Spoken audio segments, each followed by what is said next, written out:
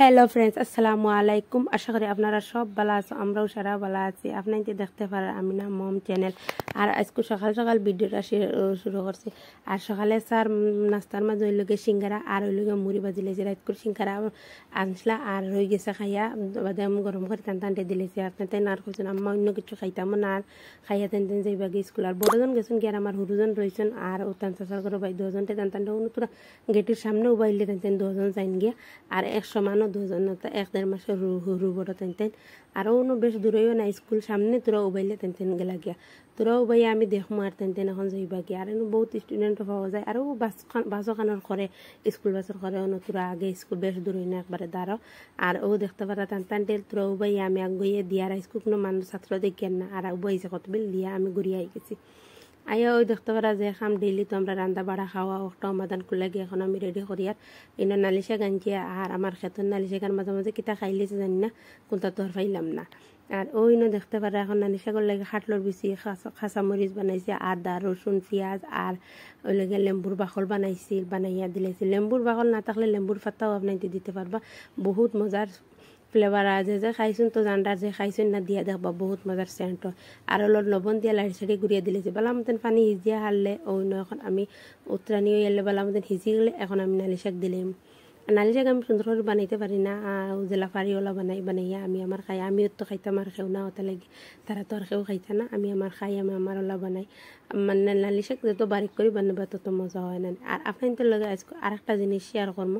ওই দেখো আমার রান্না একবারে পুরা কমপ্লিট হয়ে গেছে নালি শাক।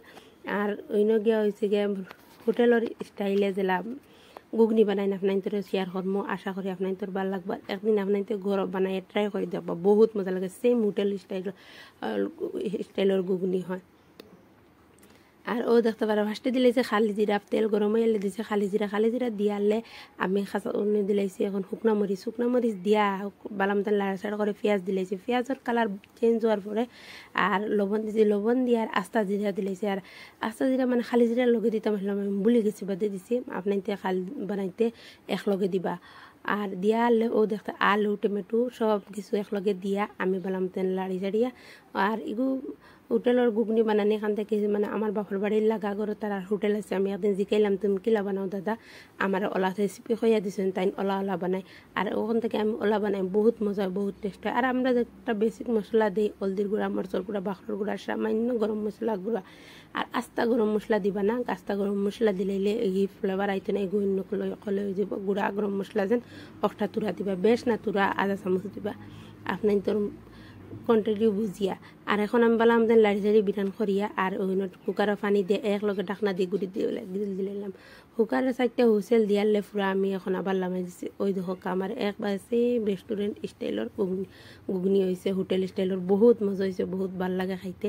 আপনার একদিন বানাইয়া ট্রাই করে দেখবা।